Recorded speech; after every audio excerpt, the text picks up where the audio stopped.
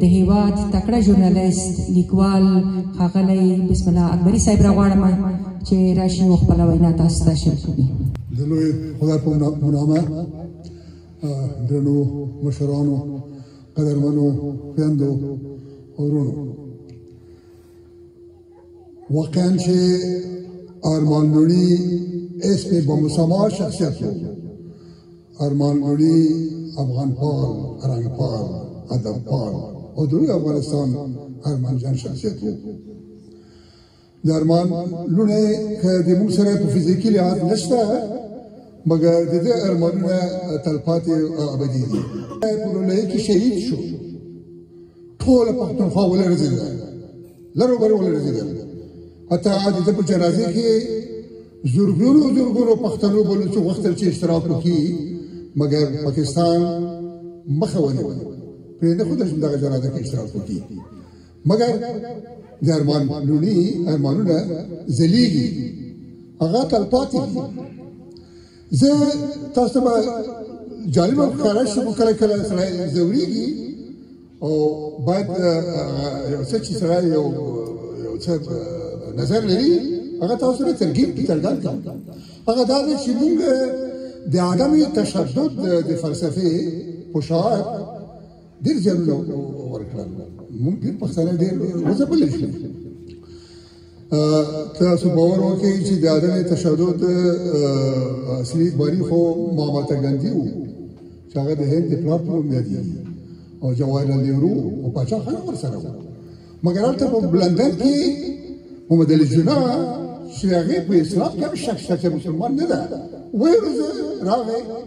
مګر د عدم تشدد فلسفې لاندې د درود تنو ته چې لوی شخصیتونو داسې بازي ورکړې چې هم د لوی هند ده او د افغانستان د جغرافیه جدا شوه، او دا چترستان او د سرطان دره رامنځته شوه. بیا د همدغه عدم تشدد فشار لاندې پاچا خان 14 کاله زندان ته چا ورته ونه کتل. صمد خان په خپل کور کې شهید شو. د بابري تراژیدي راغله. دا شیرخان سوري د بابر په دربار کې میلمه و. هلته ډوډۍ ته کېږي، د ده په غوري کې قاشوقې نشته. هغه اشپز ته اشاره کوي چې قاشوق پنجره وه، هغه ورته رانه ده د څنګ ته لاس په سر یو کچ یې راوایسته، توره د تورې په سر یې ډوډۍ خوړه. بابر نفر ته وایي دا څوک ده؟ وایي دا شیرخان ده. هغه هوښیار سړی و، ځان یې راوایسته، مګر شیرخان امپراتور شو. هغه د مغولو هغه امپراتوري ونړوله، هغه په تورې ونړوله، د پښتنو په واده ته ونړوله. ګورګین ده په کندهار کې، دا په جرګه ده دې بدلوله. میرویس خان د تورې شرنګ په برکت ګورګین رسول شو. احمدشاه بابا چې تر دلي پورې ورسېده، هغه هم دغسې د پښتنو لښکرې لرلې. زه خپله د عدم تشدد په تفصیلي شرایطو کې زه احترام لرم، دغه یوه فلسفه ده، مګر پښتون د تورې قوم ده، پښتون د خرف او ترپ د لښکرو قوم ده. او پښتانه متل کې چې کږې خولې په سوک سوي، که موږ لږ بیداره شو، لږ ویښ شو، ته به غور وکړه دغه ټول پنجاب دومره نظر ورکېږي چې پنجابیان راځي د پښتنو په سیمو کې، په هغه وزیرستان کې چې انګرېزانو ته کرې ماتې کړي دي، د پیرودخان، وزیر خان، زانګو، هلته خلک وژني. دا ولې؟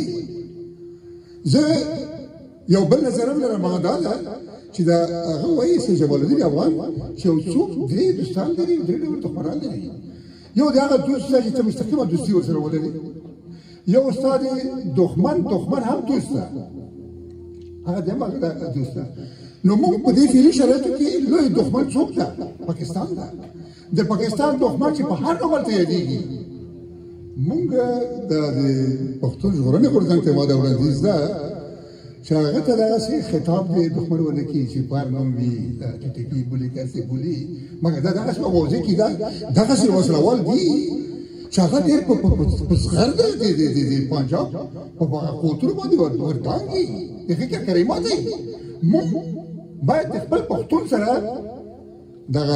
دغسې بایکاټ ونه کړو چې گویا پنجاب هم وایي زه په داسې سیمه کې نه وي، او موږ هم وایو. موږ باید د یو سیاست ته کار واخلو، او باید په غېږ کې ونیسو.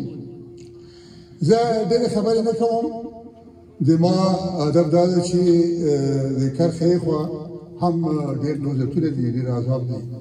زه یو وخت ولي خان ته ورغلم په ولي باغ کې خدای دې وبخښي خو لوی شخصیت و ما ورته وویل هغه پښتانه دومره ډېر دي پخوا کموس او یو پلونو ته ورسېدل او ته دې باچا خان زوی لږ حرکت پکار ده دی ناروغ هم و په هغه راځه کې نواز شریف هم ورته راغلی هغه ووتو بیا زه وغوښتلم د خدای وبخښي ده ویلي وای هغه ده دلته پنجاب ته دغه په مقابل کې حرکت پکار ده کنه وای ته دغه ګرد محمد خان ته ورسوئ چې پیل وکړو بوج زه ډېر وېرېدم زه په یو وخت کې د نشراتو مسؤل وم د رحمان ابله صاحب خوشحال خان صدیق قیام وم ما جرګه لرله د جرګې په نوم چلا وه او په افغانستان کې مې د پښتونستان خپرونه لرله مګر بیا ما دا جرأت وکړو ما مبارک پټي ته ځان ورسولو محمد خان نه وکړو دومره دورو ته مې دا خبره وکړه مګر هېڅکله مې دغسې حرکت ونه کړو چې یو خوځښت راولي لکه دا منظور پښتون چې یو دغسې خوځښت رامنځته کړو چې ټول بل دا سره یو کړل په جهان کې حرکت راوستو نو ما هدف دا ده چې تر څو چې هغې خوا پښتانه هم چې دا ګوندونه دي ګوره اوس محمد خان څه ونه کړل ځان یې پخپله وشرموه یا د دې ولي خان په کور کې چې راپیدا دي دا سم سیاست نه کېږي یا افغانستان په ټکي لوی شخصیت ده او حسین داور ولې ته د مسؤل پښتون ژبه کېږي ولې نه یو کېږي موږ به یوازې موفقیت په یووالي کې ده په اتحاد کې ده او د پښتون د شعور په پیدا کولو کې ده دا هغه وخت کېږي چې موږ د پښتانه کې خوا دي هغې ته باید یو شعور ورکړو هغه باید د لوړو زده کړو او د تعلیمي مراکزو د ایجاد په برخه کې باید کومک ورسره وکړو په دې باره کې خو ډېرې داسې روانې دي مګر ما وړاندیز دا ده چې د هغه اقتصاد ډېر رول لري اقتصاد که موږ په د سرحدي پټاره کې د دې پښتنو بلوڅو دپاره د روزنې د ښوونې مکتبونه جوړ کړو او دا تمویل کړو دا پښتنو ته یو شعور ورکړو بیا د پنجاب په هغه کې نه راځي د څه ورته وایي د ملیشا کې اوس اکثره پښتانه چې هلته دغه عملیات کې پښتانه دي خو د مشکلات په بل ذهنیت نه لري شعور نه لري زه نورې خبرې نه کوم او زه د عالم د ټیم د ملګرو نه ډېره مننه کوم او چې د تلپاتې او زنده یاد ارمان لري چې هغه یو زموږ د پښتنو په حضورونو کې همیشنه ځلېږي دغه پیغام مترانه غوڼه جوړه کړې وه ډېره مننه